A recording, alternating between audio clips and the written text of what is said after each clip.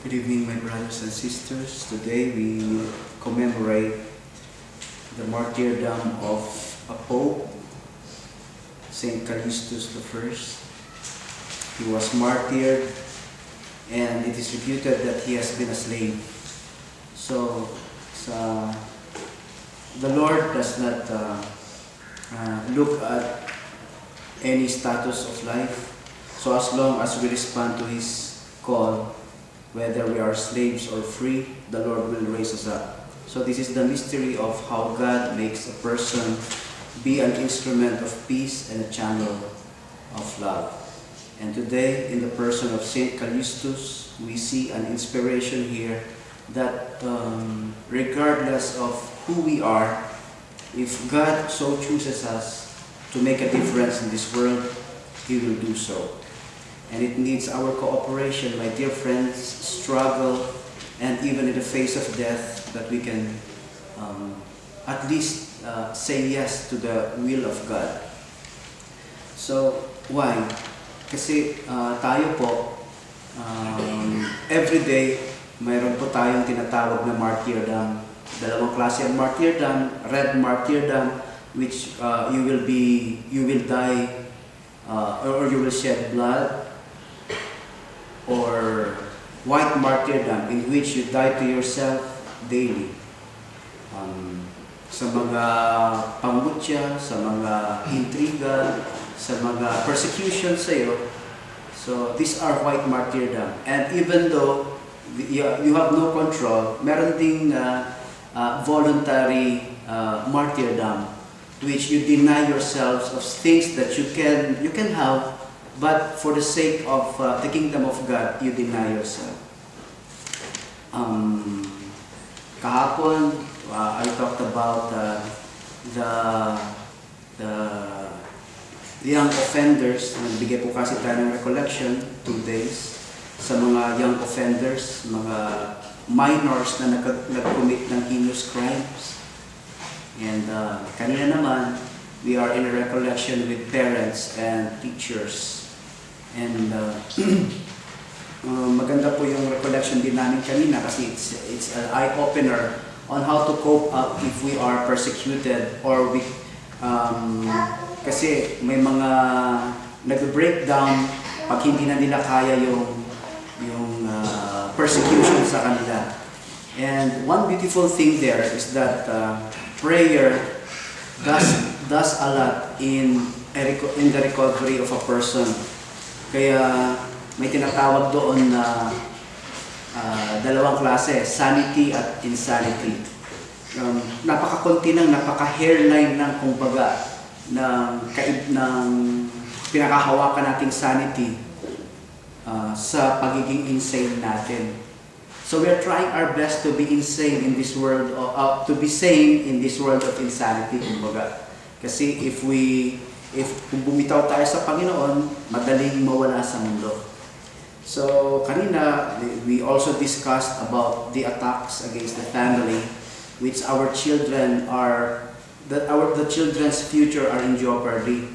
And we were talking about the RH bill. And the RH bill kasi, lahat ng ay nakalagay doon sa RH bill, according to a lawyer, is that each person has a right to dito sa mundo, like for example a human right.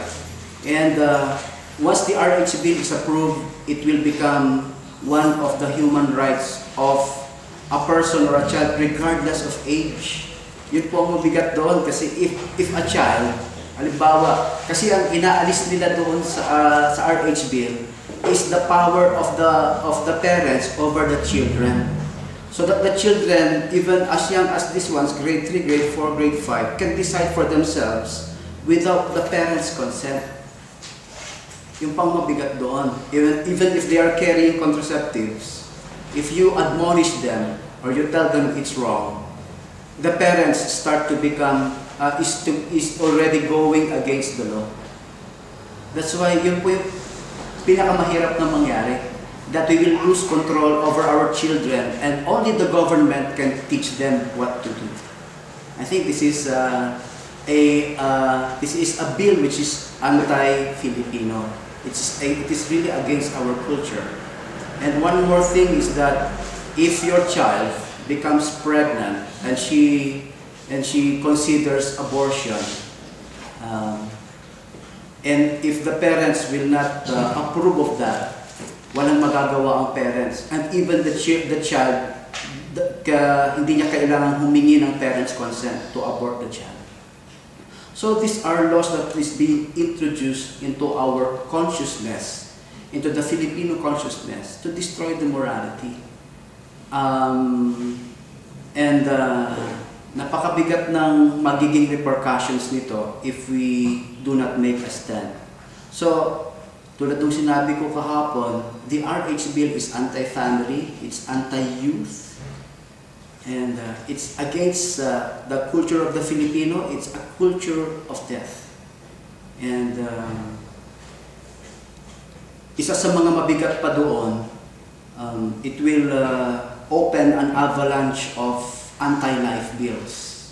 After the RH bill, kapag sumablay po ang contraceptive bill, susunod na po yung abortion bill, susunod na po yung divorce law, susunod na po yung same-sex marriage. So these are cultures that is against life itself.